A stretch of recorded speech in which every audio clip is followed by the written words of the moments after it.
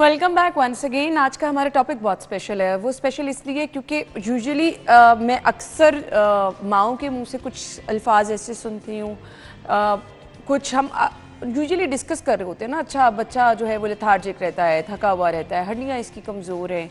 फिर school going बच्चे जो होते हैं उनकी एक्चुअली हम देखते हैं कि ये शोल्डर जो है वो बेंड होना शुरू हो जाते हैं क्योंकि हैवी बैग्स होते हैं। खैर अब तो वो ट्रेंड कम ही होता चला जा रहा है क्योंकि अब आप टैब्स की तरफ और क्लासरूम आपके डिजिटल होते चले जा रहे हैं, बट स्टिल कहीं ना कहीं ये इशू आ रहा है। बच्चों के बैठने की पोस्चर इस तरह के होते हैं, बट वो जो कैल्शियम की कमी, विटामिन डी की कमी और उससे आगे बढ़कर अब हर बंदा कमर दर्द की शिकायत कर रहा है, हर बंदा गर्दन में दर्द की, क्योंकि बहुत सारी जगहों पर अब आपको जी काम जो है वो बैठकर मोबाइल फ़ोन पर आप अपना बिजनेस कर रहे हैं, लैपटॉप पे आप घर बैठे अपना बिजनेस कर रहे हैं, तो बहुत सारे लोग जो हैं वो अब इस तरह से अपना काम चला रहे हैं। सो वो मुसलसल बैठना आपकी शोल्डर पेन का सबब, आपके गर्दन में दर्द होना शुरू हो जाती है, कमर में दर्द होना शुरू हो जाती है। फिर हमारे कुछ पोस्चर ऐसे हैं जिनको हम गौर नहीं करते हैं तो बहुत सारे मसाइल उससे शुरू हो जाते हैं। घुटनों में दर्द बहुत ज़्यादा आम है। तो हड्डियों से रिलेटेड अगर आपके भी कोई मसाइल हैं, इंशाल्लाह हम अब पहली ब्रेक जब होगी उसके बाद से आपकी कॉल शामिल करना शुरू कर देंगे। अभी हम अपने मेहमान की तरफ चलेंगे। मैं तारुफ कराना चाहूँगी जी, ऑर्थोपेडिक सर्जन है डॉक्टर अब्दुल बासित साहब ने हमें ज्वाइन किया है, प्रोग्राम में वेलकम कहेंगे। अस्सलाम वालेकुम जी। वालेकुम सलाम, थैंक यू सो मच, बुलाने का शुक्रिया जी, बहुत शुक्रिया। थैंक यू सो मच जी, आपके टाइम का भी बहुत बहुत शुक्रिया।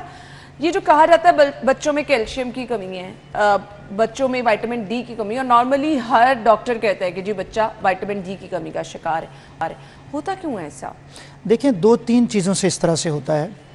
वजह सबसे बड़ी ये होती है कि जो ये एज है बच्चों वाली खासकर, इसमें ग्रोथ हो रही होती है, तो हड्डियां भी बढ़ रही हैं, आपके मसल्स, आपका कद, आपका गोश्त, हर चीज़ बढ़ रही है। इस दौरान कैल्शियम और विटामिन डी की ज़रूरत है।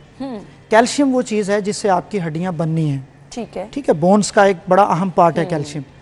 अब उस टाइम उसकी ज़रूरत ज़्यादा होती है एक बच्चे को, ठीक है। दूसरी वजह ये बनती है या आजकल जो बन रही है कि डाइट अच्छी नहीं है। अच्छा, कौन से बच्चे हैं अब रोज़मर्रा ज़िंदगी में जो रोटी खाते हैं, चावल खाते हैं, दूध पीते हैं, फल खाते हैं, गोश्त खाते हैं? अब तो बच्चे ये नहीं खाते ना। अब बच्चे क्या खाते हैं वो आपको भी पता है, बर्गर खाते हैं, कोक पीते हैं, पिज़्ज़ा खाते हैं रात को लेट नाइट। अच्छा, ये चीज़ें कभी कभी ले लेने में हर्ज नहीं है, ऐसा नहीं है कि ये चीज़ें कोई बहुत बुरी चीज़ें, कभी कभार हफ्ते में, महीने में ले लेना में हर्ज नहीं है, बिल्कुल ही। लेकिन जब ये आपकी, क्योंकि उसका मसला क्या होता है, उसका मसला ये है कि आप देखें आपका डिनर का टाइम है बच्चे का, उस टाइम उसने जूस पी लिया है, कोक पी ली है, उस टाइम उसने कोई चीज़ ले ली है, कोई ड्रिंक्स ले ली हैं, तो अब जाहिर है वो खाना तो नहीं खाएगा ना। बिल्कुल। अब आपने उसको अंडा देना है, उस टाइम आपने उसको फल देना है। ये वो चीज़ें हैं जो माँ बाप की, सिर्फ माओं की नहीं, माँ बाप की जिम्मेदारी है। मैं कहता होता हूँ हमेशा, उनको ये देखना है कि उसके बच्चे की डाइट जो है वो किस तरह से सारे दिन में प्लान हो रही है, ठीक है। क्योंकि फिजिकल एक्टिविटी वो चीज़ है जो शायद बच्चे हमारे ना चाहते हुए या ना कहते हुए भी कर लेते हैं। फिजिकल एक्टिविटी बच्चों में कहीं ना कहीं हो जाती है। घर में बच्चे आए हुए हैं, कजन्स हैं, कहीं वो चले जाएं, अब तो ये अच्छी बात है कि कहीं भी जाएं तो वहाँ एक प्ले एरिया होता है, वहाँ भी बच्चे खेल लेते हैं, फिजिकल एक्टिविटी उनकी हो जाती है। जिस चीज़ की कमी रह जाती है वो है उनकी एक अच्छी डाइट, ठीक है। क्योंकि अब बहुत से बच्चे ऐसे हैं जो हमारी माएँ बहनें सुन रही हैं, आप देखें उनको क्या होता है कि फल खाते हैं, कभी नहीं खाया जी, गोश्त खाते हैं, नहीं जी इसको तो बकरे का गोश्त पसंद ही नहीं है, इसको तो दूध पसंद नहीं है, ये दूध नहीं पीता। पिछले दिनों मेरे पास एक पेशेंट थी, उनकी ये यहाँ से हड्डी होती है, रेडियस उसे कहते हैं, ये टूटी हुई थी, बच्ची थी छोटी, तकरीबन 8-9 साल की। अच्छा, ऐसे ही मैंने उसके वालिद साहब से पूछ लिया, बड़े माशाल्लाह लविंग और केयरिंग वालिद थे उसके, कि भाई ये दूध पीती है? तो उन्होंने कहा नहीं दूध नहीं पीती है। मैंने कहा इसको दूध पिलाएं ना बच्ची को। अगर वो दूध नहीं पीती, अगर वो फल नहीं खाती, उसकी डाइट अच्छी नहीं है तो क्या होगा? डेफिनेटली उसकी बोन वीकनेस स्टार्ट हो जाएगी, क्योंकि ये वो क्रिटिकल टाइम है जिस टाइम आपकी हड्डियां बन रही हैं, यानी हड्डियों की तमीर हो रही है इस टाइम पे। 30 साल, 35 साल, 40 साल, ये वो एज है कि जिस टाइम आपकी हड्डियां बन चुकी हैं, आपका कद जितना बढ़ना था वो बढ़ चुका है, आपका एक स्केलेटन, आपका एक स्ट्रक्चर डिसाइड हो चुका है, ठीक है। बच्चों में इसलिए इंपॉर्टेंट है, इसलिए ज़रूरी है जिस तरह आप बात कर रही हैं, क्योंकि ये ग्रोइंग पीरियड है, इसमें उनको बहुत ज़्यादा खाना खिलाना भी समटाइम बड़ा चैलेंजिंग हो जाता है। बीइंग मदर ना, मैं कोशिश भी करूँ ना कि अच्छा मैंने हर ग्रुप रखना है, बट मैं उसमें कामयाब नहीं हो सकती। तो क्या हम बच्चों को कुछ सप्लीमेंट्स भी साथ दे सकते हैं विटामिन डी की सूरत में? बिल्कुल दे सकते हैं, कोई हर्ज नहीं है। देखें, जो मेडिसिन हैं या दवाइयाँ हैं या सप्लीमेंट्स हैं, ये एक ब्लेसिंग है, कोई भी ज़िंदगी की चीज़ें खुराक की तरह, इनकी तरह ये ब्लेसिंग है। प्रॉब्लम तब है जब आप इनका गैर ज़रूरी इस्तेमाल करते हैं और इनको एक अल्टरनेटिव के तौर पे देखते हैं कि मुस्तकिल आप इस पे शिफ्ट हो जाते हैं। लेकिन जब आपके बच्चे को विटामिन डी की, कैल्शियम की ज़रूरत है तो प्लीज़ डॉक्टर की एडवाइस से वो कैल्शियम विटामिन डी उसको दें, बजाय इसके कि यहाँ आपने जिद लगाई हुई है कि आपने ये नहीं देने, वहाँ मसला ये है कि आप उसकी कमी पूरी नहीं कर पा रही, डाइट को बैलेंस नहीं कर पा रही। फिजिकल एक्टिविटी प्लस रोज़ाना कम से कम आधा घंटा फिजिकल एक्टिविटी होनी चाहिए, और वो कोई मुश्किल नहीं है। आप गली में चले जाएं, घर की छत पे चले जाएं, बस उनको कहें भागते रहें, उससे भी उनकी फिजिकल एक्टिविटी हो जाती है। और इतना काफी है, बहुत होता है, 30 मिनट आधा घंटा वो बच्चे स्कूल में भी कर लेते हैं, आप उनको करवा दें तो फिर उसकी, क्योंकि फिजिकल एक्टिविटी से क्या होता है, बोन जो है उसकी स्ट्रेंथ बढ़ती है, ठीक है, जो मसल है उसका पट्टा है साथ, उसकी स्ट्रेंथ बढ़ती है। जब उसकी स्ट्रेंथ बढ़ती है तो ही उसकी ग्रोथ बढ़ती है ना। ये बेसिकली जो ह्यूमन बॉडी है वो कैपेसिटी बिल्डिंग की तरह है। आप चाहे देखें, एक शख्स है वो पार्क का 1 चक्कर लगाता है, दूसरा बच्चा जो है वो 10 चक्कर लगा लेता है, वो कैपेसिटी बिल्डिंग है।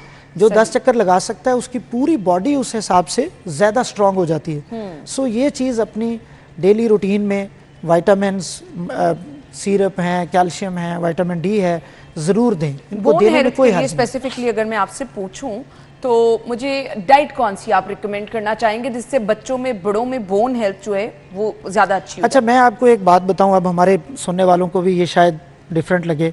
डाइट से मुराद लोग लेते हैं वो चीज़ें जो हम खा पी सकते हैं। बोन हेल्थ के लिए एक बहुत बड़ी डाइट नींद भी है। अच्छा, ये भी डाइट है उसकी। एक बच्चा दिन में रेस्ट दे रहे हैं आप? हाँ, एक बच्चा दिन में 10 घंटे 12 घंटे अगर नहीं सोता तो आप यूं समझें कि आप उसका जो बैंक बैलेंस है हड्डियों का, उसको खर्च ज्यादा कर रहे हैं और उसमें आमदन कम हो रही है। ठीक है। नंबर 1, उसकी स्लीप अच्छी होनी चाहिए। कम से कम आप रखें 10-12 घंटे बच्चों की नींद। ठीक है। ये उनका पैटर्न बना दें और आप समझें कि आपने उनको बहुत सारे मसाइल से वैसे ही बचा लिए। Number 1, so good sleep is also a good diet for your children. ठीक हो गया। नंबर 2, फिजिकल एक्टिविटी भी उनकी डाइट है। ठीक है। और नंबर 3, फिर वो डाइट जैसे हम रोजमर्रा जिंदगी में समझते हैं, उसमें क्या है, अंडा है। अंडा आप उनको ज़रूर दें। एक अंडा एक बच्चे को रोज़ाना देना चाहिए। ठीक है। उसके लिए वो बहुत ज़रूरी है। फिर फल है, उसको एक दिन में दे दें, एक दिन छोड़ के दे दें। जो भी वो फल है वो उसको उस पर लगाना चाहिए आप। ठीक है। और उसका सबसे बेहतरीन तरीका ये है कि वो आप भी खाएं। बिल्कुल। हम लोग तो खाते नहीं हैं। हम अपने बच्चों के सबसे जबरदस्त रोल मॉडल होते हैं। देखिए, मैं होते हैं ना, हमारे ये सेंटेंस, अब तो हमारे बच्चे माशाल्लाह बड़े तेज हैं। ये सेंटेंस पिछले दिनों मैंने खुद अपनी बेटी से सुना है। अब अपनी वालदा को कहते हुए हम इकट्ठे बैठे हुए थे कि आप खुद तो मोबाइल देख रही हैं, मुझे कह रही हैं मोबाइल छोड़ दें। हाँ। तो ये कहते हैं बच्चे। अब हम उन्हें समझाने की कोशिश करते हैं कि हम कोई ऑफिस वर्क कर रहे हैं, बड़ा इंपॉर्टेंट है, हम पढ़ रहे हैं, ये है वो है, लेकिन नहीं, ये काम नहीं चलेगा। अब बच्चों के सामने वही करें जो आप चाहते हैं कि वो करें। वो करें, बिल्कुल ठीक सही है। कहा। जो आप करेंगे आप खुद खाएंगे। जैसे मैं क्या करता हूँ, कभी कभी रेस लगा लेता हूँ कि अगर आपने सेब सामने रखा है तो आप उसके साथ रेस लगा लें, कौन पहले खत्म करेगा। ये एक डिफरेंट टैक्टिक्स है ना। कुछ आपने बच्चों को एंगेज, हाँ, वो एंगेज हो जाते हैं बच्चे। सो ये वाली चीज़ें उनको दें। प्लस दूध उनका एक ज़रूर एलिमेंट है जो आप उनको डाइट में दें। कोशिश करके अच्छा दूध, खालिस दूध कहीं से आपको मिल जाए, वो चीज़ें दें।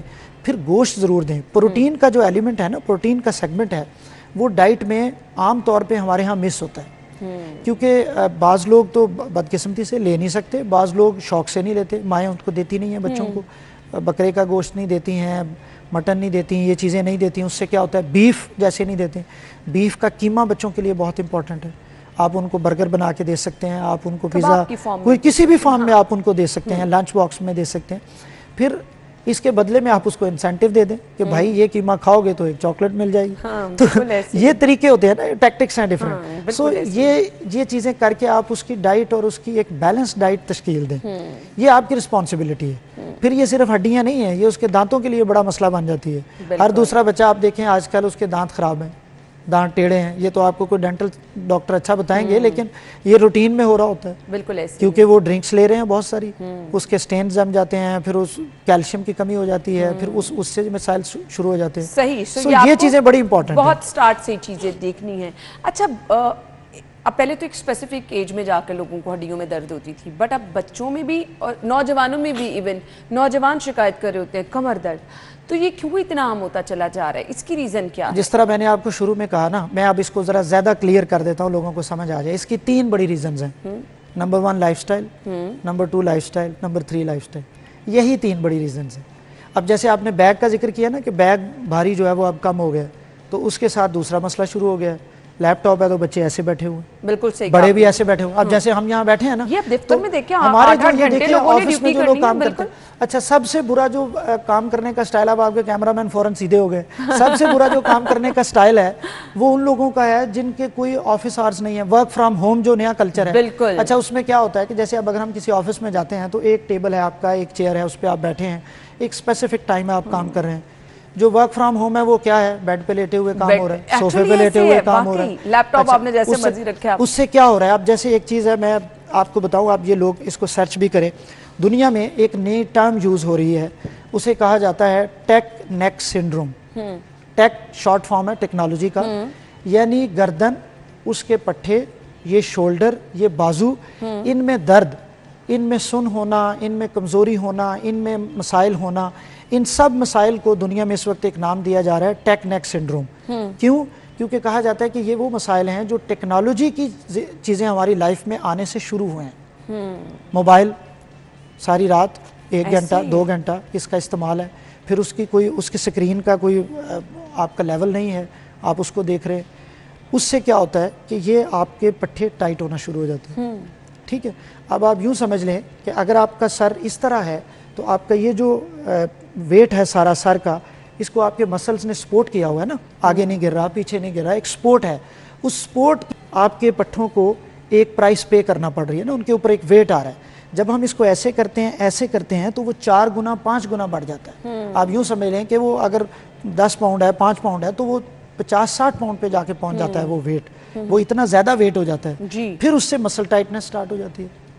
तो ये जितने हमारे दोस्त हैं, तो हर कोई रात के टाइम इसीलिए है ना, इसीलिए है ना। तो फिर इस चीज़ को अब हमें बदलते वक्त के साथ अपने जो शौक हैं या जो अपनी एडिक्शन है उसको कम करना पड़ेगा ना। ये मुश्किल काम वैसे आप कह रहे हैं, क्योंकि अब हर कोई नहीं, देखिए मैं भी कह के भी नहीं कर पाता बहुत दफ़ा, लेकिन इसको करना पड़ेगा, क्योंकि अगर हम नहीं करेंगे तो अगला दिन खराब गुजरे। बिल्कुल ऐसे। और अगर आपका दिन खराब गुजरेगा तो फिर जाहिर है। अच्छा डॉक्टर साहब, मैं आपसे ये भी पूछना चाह रही थी, सम टाइम ऐसे होते हैं आप उठते हैं बड़े लेथार्जिक होते हैं, बजाय इसके कि आप फ्रेश फील करें, आपको कभी यहाँ दर्द हो रहा है, कभी यहाँ दर्द हो रहा है, आप फ्रेश फील, उसकी भी रीजन यही है कि हम रात को, अगर आपका ये ब्रेक का टाइम नहीं है तो मैं आपको थोड़ी सी एक चीज एक्सप्लेन करता हूं। मेरे साथ कॉलर हैं, आप एक्सप्लेन कर दें या पहले कॉलर जी, कॉल ले लें आप। जी आ जाए जी कॉलर की तरफ, सवाल कीजिए, क्या पूछना चाह रही हैं?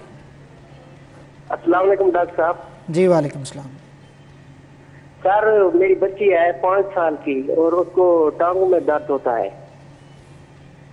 जी जी। इधर डॉक्टर है जिनके पास गए हैं, वो उन्होंने टीका बताया डी ट्रेस। जी जी, विटामिन डी का होगा। जी जी बताएं। जी पिलाते हैं, 1 महीने तक वो ठीक हो जाती है। अच्छा चले, मैं आपका सवाल समझ गया हूँ, अब मैं आपको बताता हूँ। जी देखिए, जो बच्चों में ये जो दर्द होती है टांगों में, इसको आमतौर पे हम कहते हैं ग्रोइंग पेन्स, जी, एज बढ़ने के साथ। अब अगर हमारे ये भाई, जब जिस तरह इन्होंने सवाल किया, अगर तो वो दर्द किसी एक जगह पे है, जैसे ये नी जॉइंट से नीचे, ये जो पिंडली होती है, काफ मसल जिसे हम कहते हैं, अगर यहाँ पे दर्द है और वो फिजिकल एक्टिविटी, भाग दौड़ से बच्चे सारा दिन भागते हैं, शाम को है, तो वो तो एक विटामिन डी, कैल्शियम की कमी।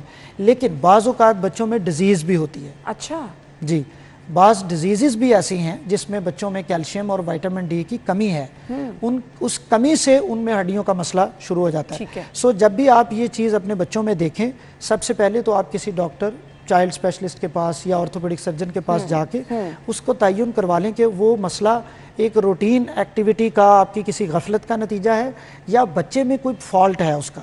अगर तो फॉल्ट है, डेफिनेटली उसका ट्रीटमेंट लें, लेकिन अगर वो नहीं है तो किसी अच्छे डॉक्टर से पूछ के उसका जो कोर्स है वो पूरा करें। जैसे विटामिन डी और कैल्शियम, अगर आपके बच्चों में जिस तरह इन्होंने कहा कि ये हो रहा है, तो मेरे भाई इसका सबसे बेहतरीन तरीका ये है कि आप किसी भी डॉक्टर से, जैसे मैं अगर आपको कह रहा हूँ, आप 3 महीने के लिए कम से कम उनको ये चीज़ दें कैल्शियम और विटामिन डी। ठीक और है। फिर कोई एक टीका नहीं या सिर्फ एक चीज नहीं, आप उसकी सारी चीजों को देखेंगे। हाँ। उसकी डाइट को भी आपने देखेंगे, food वाला हाँ, segment भी देखना है, सारी हाँ। चीजें आपने देखनी है ना उसकी। क्योंकि अगर आप उसकी एक चीज इग्नोर करते जा रहे हैं तो और सिर्फ कोशिश कर रहे हैं कि इंजेक्शन के साथ नहीं, ये या सिरप मेडिसिन के साथ, थ्रू ही नहीं होता चला हाँ, जाएगा। आप अपनी सारी चीजें उसकी देखें, उसको पूरा करें, और 3 महीने 4 महीने के बाद आप देखेंगे कि वो चीजें उसकी रूटीन का हिस्सा बन गई हैं और फिर वो दर्दें इंशाल्लाह खत्म हो जाती हैं उसकी। ठीक है जी, कॉलर है जी हमारे साथ। नाम बता। रावलपिंडी से कॉल है जी, महमूद साहब है, सवाल वालेकुम कीजिए। सलाम जी। जी वालेकुम सलाम, महमूद बात कर रहा हूँ रावलपिंडी से। ये कुछ हफ्ता पहले मुझे शोल्डर इंजरी हुई थी कार एक्सीडेंट में, तो उसमें मुझे उन्होंने डायग्नोज किया था ACJ ग्रेड 3 डिसलोकेशन। तो मैंने उसके बारे में पूछना था कि मुझे उसमें सर्जरी में जाना चाहिए या नहीं जाना चाहिए। अच्छा भाई, आपने ये जो सवाल पूछा है, ये ACJ जॉइंट होता है बेसिकली, ये क्रोमियोक्लेविकुलर जॉइंट, यहाँ जो हंसली की हड्डी होती है, इसका कंधे के साथ एक जोड़ बन रहा होता है। उसकी बाज़-औक़ात इंजरी होने से, जिस तरह इन्होंने कहा मेरा कार एक्सीडेंट हुआ था, तो वो अपनी जगह से ऊपर चली जाती है। वो जोड़ ख़राब हो जाने से, टूट जाने से, उसका लिगामेंट टूट जाने से, उससे उसकी जो भी ट्रीटमेंट है वो, अब जैसे मैं क्लिनिकल एग्जामिनेशन किए बगैर, एक्सरे देखे बगैर बता नहीं सकता।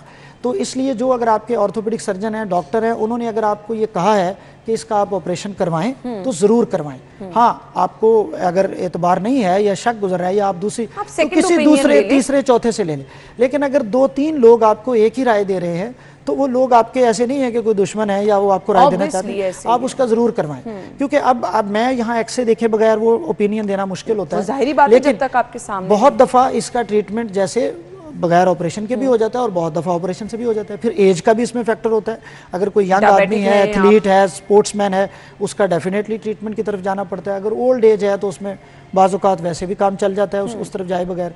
तो ये जो ग्रेड 3 जिस तरह आप बता रहे हैं, इसमें तो आमतौर पर ऑपरेशन होता है, तो वो करवा लेना चाहिए। ठीक है, चलें, आप ऑपरेशन डॉक्टर साहब ने क्या करवा सकते हैं, और अगर आप सेकंड ओपिनियन चाह रहे हैं, आप किसी और डॉक्टर को दिखा के आप सेकंड ओपिनियन लेके फिर आगे फर्दर डिसाइड कर सकते हैं आपको क्या करना है। मुझे ब्रेक का कहा जा रहा है, ब्रेक के बाद आएंगे, स्टे विद अस।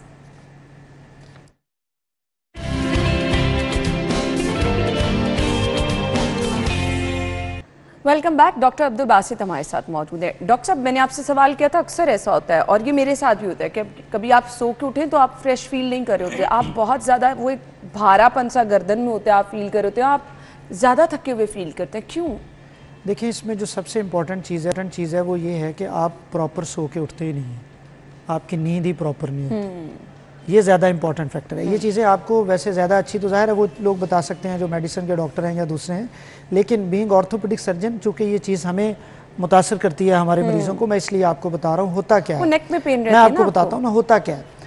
एक टाइम होता है जब आपको नींद आई हुई होती है, अब आप उस टाइम नहीं सो रहे, ठीक है, आप रेजिस्ट कर रहे हैं ना, नहीं सो रहे 10 बजे 11 बजे। अच्छा, जब आप नहीं सोते फिर नींद उड़ जाती है आपकी, ऐसे ही बिल्कुल। अब उस टाइम आपको लालच है, मोबाइल देखना है, काम करना है, कोई किताब पढ़नी है, कुछ भी करना है आपने। जब आप उस लालच के साथ चलते हैं तो फिर 2 बजे तक आप जागते हैं। उसके बाद क्या होता है, 2-3 चीज़ें होती हैं जो आपकी गुड स्लीप का हिस्सा होती हैं।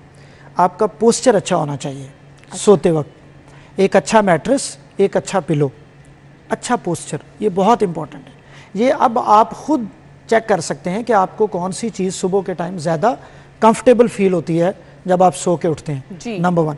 अदरवाइज मैं आपको बताऊं, बैक पेन जो है, कमर में दर्द, इसकी एक बहुत बड़ी वजह आपका बैड स्लीपिंग पोस्चर है। जैसे वो लोग जो उल्टा होके सोते हैं, अच्छा, ठीक है, उल्टे मुंह सोते हैं ना, बाज़ लोगों को आदत होती है, बच्चों को भी आदत पड़ जाती है।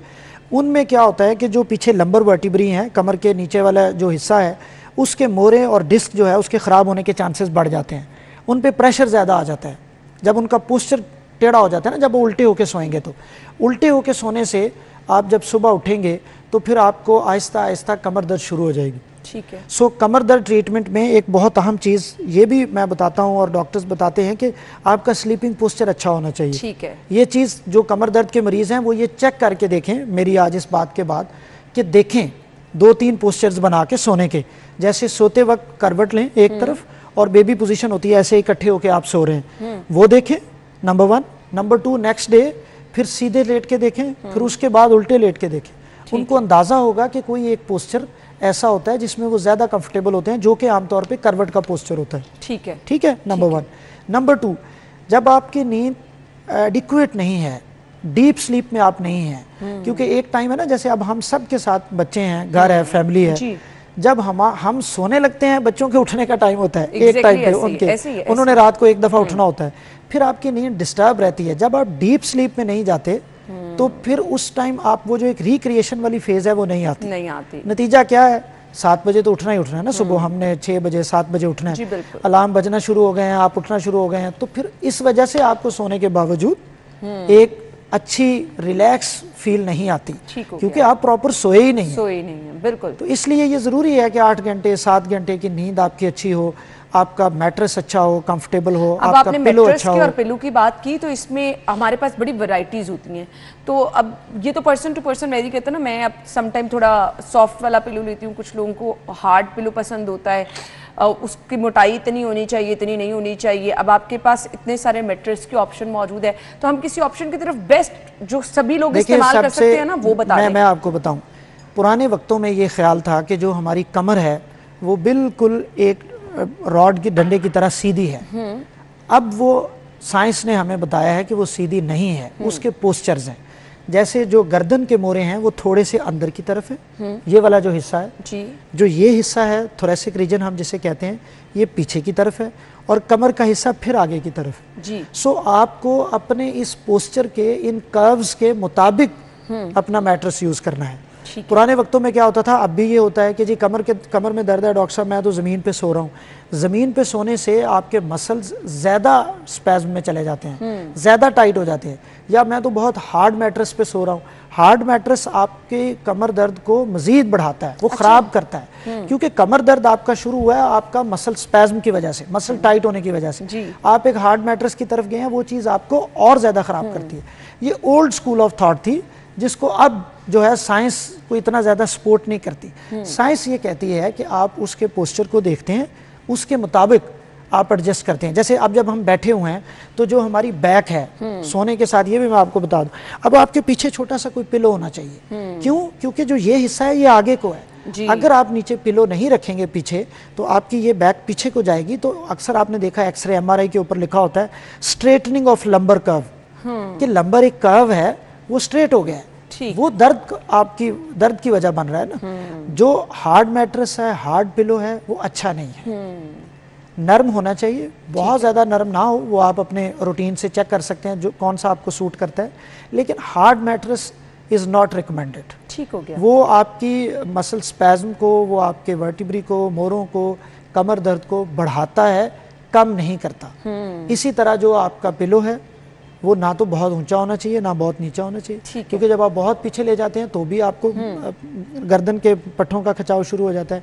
फिर सिर्फ खिंचाव नहीं होता, बाज़ लोगों को क्या होता है कि उनको जो नसें होती हैं, नर्व्स, वो दबना शुरू हो जाती हैं। सही। उससे फिर दर्द आने लग जाता है बाजू के अंदर, बाजू में आने लग जाता है, बाजू सुन होने लग जाता है।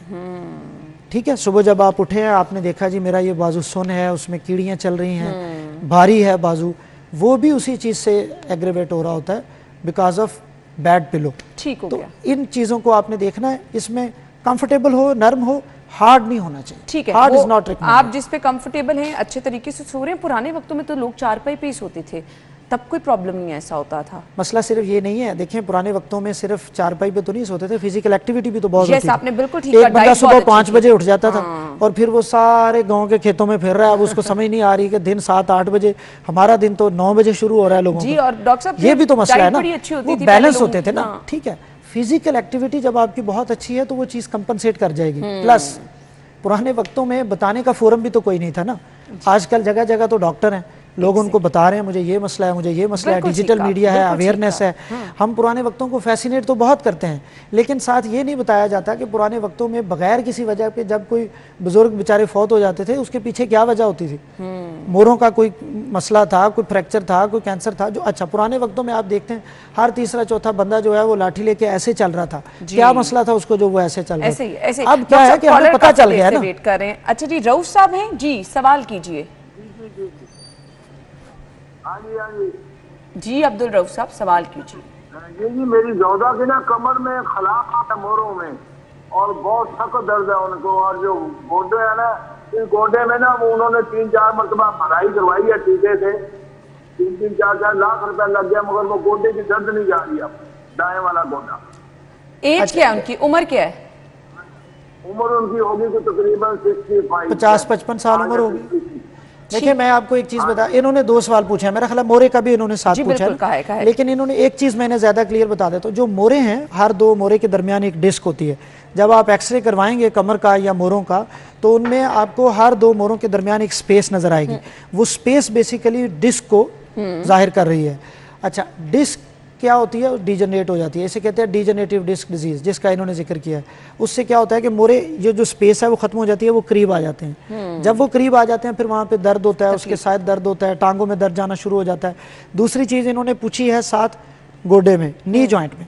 नी जॉइंट भी इस तरह से बना हुआ होता है, कुदरत ने जहाँ भी जोड़ होता है 2 हड्डियाँ मिल के एक जोड़ बनाती हैं, लेकिन वो एक दूसरे के साथ नहीं जुड़ी हुई होती, उसके दरमियान गैप होता है। नी जॉइंट में क्या होता है, ऊपर वाली हड्डी और नीचे वाली हड्डी के दरमियान अच्छा खासा गैप है। उस गैप में कुदरत ने नरम हड्डी रखी होती है, जेल रखी होती है, आप यूं समझ लें लुब्रिकेशन होती है। वो क्या करती है कि उठते बैठते या चलते हुए हड्डी हड्डी के ऊपर रगड़ नहीं खाती, बल्कि उस नरम हिस्से के ऊपर जो जेल की फॉर्म में, लुब्रिकेशन की फॉर्म में वहाँ है, उसके ऊपर रगड़ होती है। उसकी वजह से फिर उसको दर्द नहीं होती।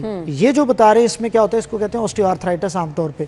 उसमें ये स्पेस कम होना शुरू हो जाती है, ठीक है, और उसमें ये जो जेल है या आमतौर पे आप समझ लें कि जो उसके अंदर लुब्रिकेशन है वो कम होना शुरू हो जाती है ना। जब वो कम होती है, गोडा उसका ड्राई हो जाता है, हड्डी हड्डी के करीब आने लग जाती है, तो फिर इसकी स्टेजेस हैं। ये जो इन्होंने कहा कि मेरे लाखों रुपए लग गए हैं, ये बेसिकली होता है इंजेक्शन फॉर्म वो बता रहे हैं। अगर तो अर्ली स्टेज है 1-2, उसके ऊपर आपको ये लाखों लगाने का, इंजेक्शन लगाने का फ़ायदा होता है। ठीक है। जब आप उस स्टेज से गुजर जाते हैं, आप आखिरी स्टेज पे है, 4 पे है, लेट है, एंड स्टेज है, फिर आपको नी रिप्लेसमेंट की तरफ जाना चाहिए, फिर आपको घुटना तब्दील करवाना चाहिए। डॉक्टर साहब, धूप लगवाना बच्चों को, क्योंकि अब आगे वो मौसम शुरू हो गया ना, तो मैंने कहा मैं आपसे पूछ लूं। वैसे यूजुअली हम लोग तो परेशान होते बच्चे का रंग ना काला हो जाए, अब लड़की हो या लड़का दोनों में ही कॉन्शियस होते हैं, बट कितना ज़रूरी है? देखें, ये जो ये कॉन्शियस आप कह रही हैं ना, ये ज़ाहिर है सारे पेरेंट्स होते हैं। विटामिन डी एक ऐसा विटामिन है बॉडी में जिसको कहा जाता है सनशाइन विटामिन, क्योंकि ये हमें सूरज की रोशनी से हासिल होता है। इसका जो सबसे बड़ा सोर्स है वो सूरज की रोशनी है।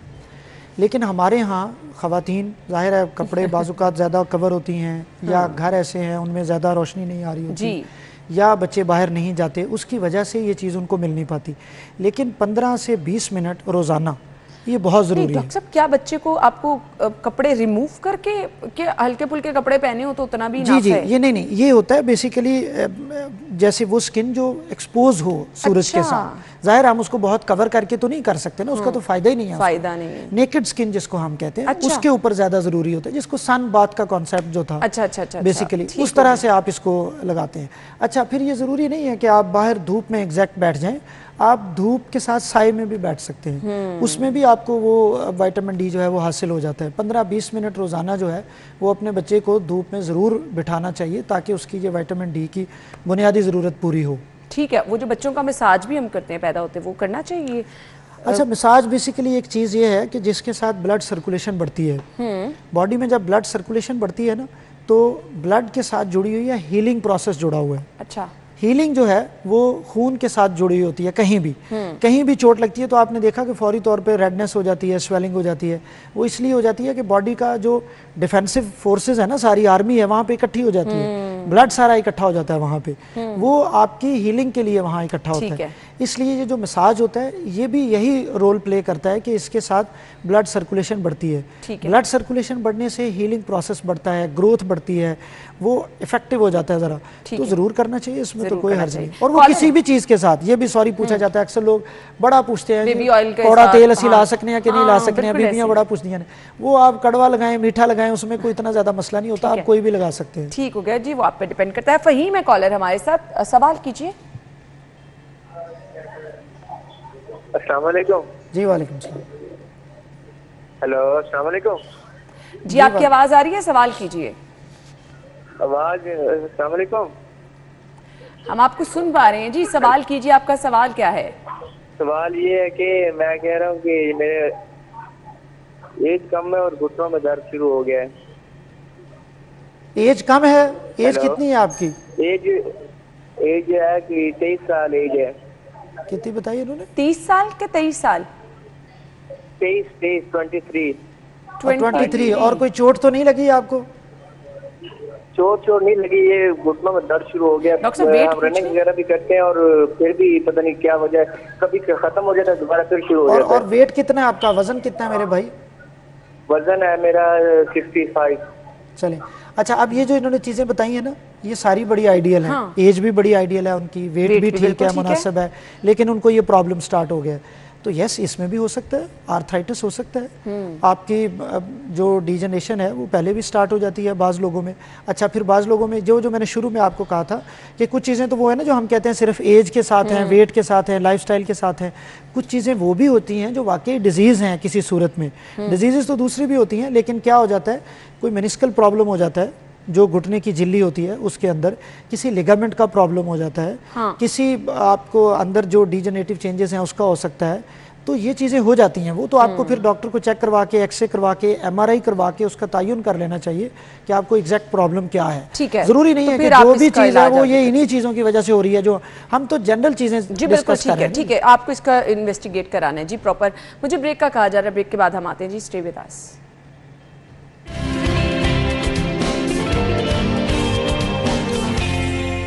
Welcome back. अभी ब्रेक में कॉलर हमारे साथ थे जी, क्योंकि टाइम कम है तो हमने उनका सवाल ब्रेक में सुन लिया था। तो उनकी नेक में पेन है। डॉक्टर साहब, वही चीज़ जो हम डिस्कस कर रहे थे, उस्मान साहब ने जिस तरह पूछा ना कि मेरी नेक में दर्द है और मैं जब रात को सोता हूँ तो बाजू में आ जाती है और बाजू सुन होना शुरू हो जाता है और फिर मेरी लेट नाइट आंख खुल जाती है। ये कॉमन प्रेजेंटेशन होती है गर्दन में, मोरों में, या गर्दन की डिस्क में, या गर्दन के पट्ठों में प्रॉब्लम की। तो सबसे पहली चीज़ तो क्या है कि वो अपना एक्सरे करवाएंगे। ठीक है, एक्सरे और उसके बाद एमआरआई। अगर आपको 6 हफ्ते तक किसी दवाई से, किसी ट्रीटमेंट से, किसी एक्टिविटी से और मॉडिफिकेशन से फ़र्क नहीं पड़ रहा तो फिर आप अपना एमआरआई भी करवाएं। ठीक है। क्यों? क्योंकि डिस्क का प्रॉब्लम हो सकता है, मोरे का प्रॉब्लम हो सकता है। अगर वो प्रॉब्लम हो उसको आइडेंटिफाई करें, उसका ट्रीटमेंट लें, प्रॉपर इन्वेस्टिगेट करें। और अच्छी बात यह है कि 70% लोग वो हैं जिनका मेडिसिन से, एक्सरसाइज से, फिजियोथेरेपी से प्रॉब्लम सॉल्व हो जाता है। ठीक है, ठीक जो है। अपनी रूटीन एक्टिविटी है उसको चेंज करनी चलिए जी, तो उस्मान साहब आपको ये तमाम चीज़ें करनी है, फिर आपका जैसे इशू पता चलेगा आप आगे मजीद जो है फर्दर अपना इलाज करा सकते हैं। ब्रेक के बाद आते हैं।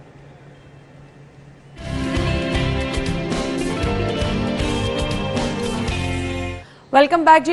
हमारे साथ लास्ट कॉलर हैं और अली, टाइम कम है, जल्दी जल्दी सवाल कीजिएगा ताकि डॉक्टर साहब आपके सवाल का जवाब दें। जी, क्या सवाल है? हमारा सवाल है भाजी कि हमारे कमर में बहुत दर्द रहता है तकरीबन 5-6 साल से। कभी तो हट जाता है, कभी होता है, इसकी वजह क्या है? इनके मेरा ख्याल है लहजे से लग रहा है कि आपके कॉलर बहुत दूर से हैं। हाँ बिल्कुल। जैकबाबाद से। कहाँ से? जैकबाबाद से। जैकबाबाद से। अच्छा, आपकी कमर में दर्द है भाई? जी जी। अच्छा, इसमें कमर का दर्द जब हो तो इन्वेस्टिगेट करें, उसको एमआरआई, एक्सरे करवाएं। लेकिन दूसरी चीज़ जो है, एक अच्छा पेन किलर लें, मसल रिलैक्सेंट लें, विटामिन डी, कैल्शियम लें और साथ एक्सरसाइज ज़रूर करें। एक एक्सरसाइज होती है, आप नेट पे सर्च कर लें, कोर स्ट्रेंथनिंग एक्सरसाइजेज। ये जो मसल्स हैं आपके, उसको स्ट्रॉन्ग करने के एक्सरसाइजेज, ठीक है, वो ज़रूर करें। आपको 60-70% कमर दर्द उससे ठीक हो जाता है। और अगर नहीं होती, जैसा कि डॉक्टर साहब ने बताया कि आपको तो फिर आप इसका एमआरआई करवाएं, एमआरआई करें। मैसेज कोई देना चाहेंगे? देखिए, एक ही मैसेज है, अच्छा लाइफस्टाइल, अच्छी डाइट और अच्छी नींद, ये आपके सारे मैक्सिमम मसाइल, सारे ही मसाइल। बिल्कुल सही, उसके पीछे कोई मसाइल नहीं है, सारे मसाइल का हल है। थैंक यू सो मच जी, आपके टाइम का बहुत बहुत शुक्रिया। नाज़रीन, आपसे कल मुलाकात होगी सेम टाइम पर। अल्लाह हाफिज।